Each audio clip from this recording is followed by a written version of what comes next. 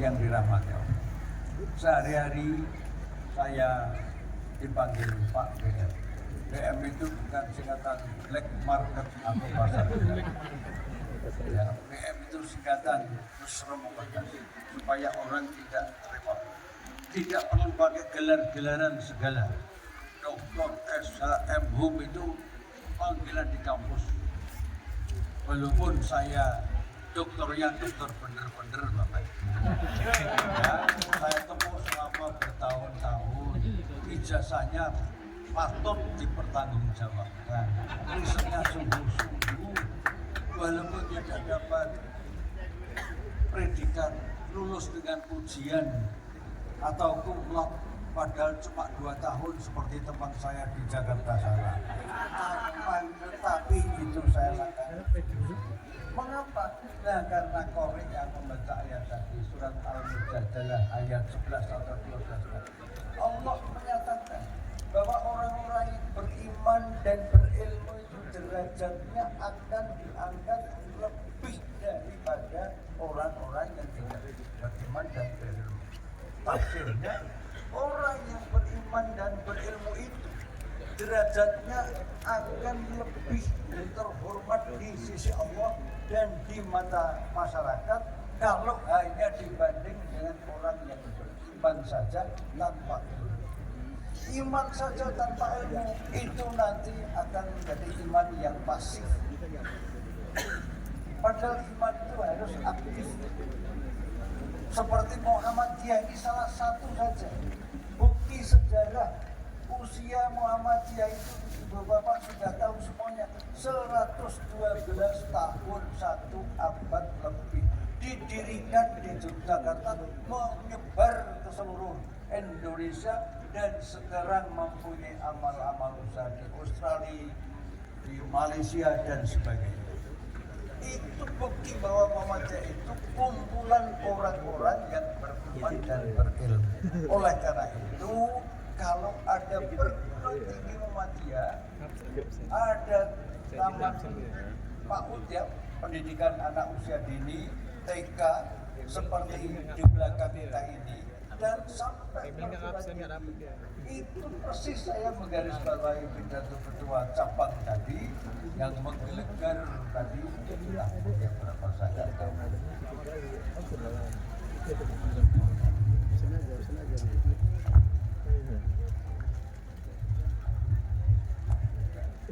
Ini yang tadi kurang mendengar, sekarang ganti. Nanti kalau kurang dengar ganti lagi juga bicara. Nah, ibu bapak yang banyak. Muhammadiyah itu kumpulan orang-orang yang sudah beriman dan berilmu.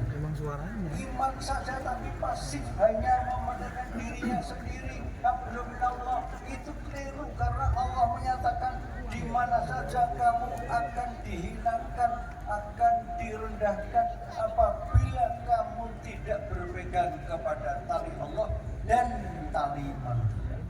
Dzuribat alaihimul zillatu Ainama sukifu illa bihablin minallah wa hablum minnas. Jadi penting Al-Mujadalah tadi. Maka oleh karena itu muktamar yang akan datang itu lebih memantapkan gerak Muhammadiyah dalam rangka mencerdaskan seluruh lapisan masyarakat, apakah itu Islam, non-Islam, apakah itu warga negara pribumi atau non-pribumi, tidak boleh dibeda-bedakan.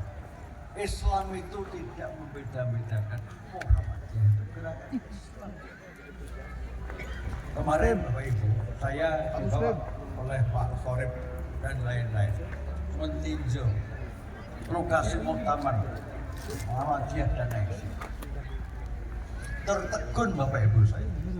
Tanah itu, gedung itu akan didirikan di atas tanah SHM, sertifikat hak milik sudah atas nama Persangkatan. Luasnya berapa? Kurang lebih 60 hektar. Luas banget. Gedung itu nanti akan didirikan lantai 3, tapi tiang pancangnya bisa disiapkan nanti bisa lantai 6. Jadi Muktamar Muhammadiyah nanti gedung tersendiri, Muktamar Aisyah gedung tersendiri. Melebihi megahnya dari kampus Universitas Muhammadiyah Surakarta yang kemarin yang itu sukses juga. Itulah semangat orang Medan yang saya kagum sekagum-kagumnya. Oleh karena itu pada saat ini juga saya ingin menyampaikan rasa terima kasih kepada masyarakat yang Muhammadiyah maupun yang belum Muhammadiyah.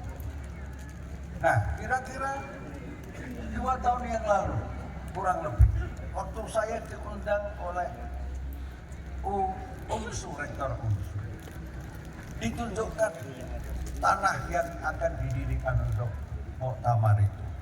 Jalannya sempit Bapak, kurang lebih 5 meter menuju lokasi. Terus kemarin waktu saya meninggal itu, Pak Busro, Pak BM, ini jalannya sudah kira-kira berapa? 20 meter. Karena pemberian dari Pak Awi. Pak Awi itu siapa? Saya tanya begitu, dijelaskan. Pak Awi itu warga negara keturunan Chinese, non-Islam, tapi percaya kepada Muhammadiyah. Itulah maka kalau Muhammadiyah selama ini itu bergerak cerdas berdasarkan ilmu, yang memperoleh manfaat itu bukan hanya warga Muhammadiyah, Aisyah, ortom saja, orang luar pun juga begitu. Pada waktu kira-kira beberapa bulan yang lalu saya juga diundang wisuda UMSU. Itu ada mahasiswa lulus terbaik, agamanya Kristen, ibunya datang. Kemudian ditemukan, saya mengucapkan terima kasih kepada ibu, putranya sukses di sini dan mau melanjutkan S2 di UMSU. Nah, saya tambah lagi kenapa? Karena waktunya nanti sampai jam 12. Padahal saya kalau memberikan kuliah di UI itu biasanya 3 jam minimal. Nah, ini saya baca ini sampai jam 12. Nah, waktu Muhammadiyah menyelenggarakan acara nasional di Kupang kemarin, Tanwir namanya, pertemuan nasional di bawah muktamar. Itu Masya Allah bagaimana kami mengalirkan air mata dalam arti positif. Mengapa?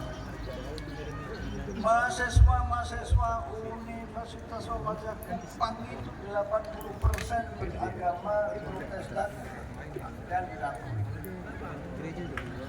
Waktu menyanyikan lagu Sang Surya, ya, Sang Surya, itu yang menyanyikan itu dengan khusyuk, dengan serius 80% mahasiswa non-Muslim.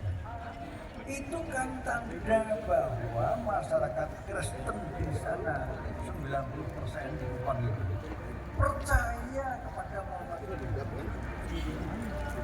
Kemudian ada informasi bahwa ada warga negara di sana di Kupang itu mewakafkan tanahnya 6 hektar untuk kampus tersebut untuk didirikan kampus atau sekolah Muhammadiyah.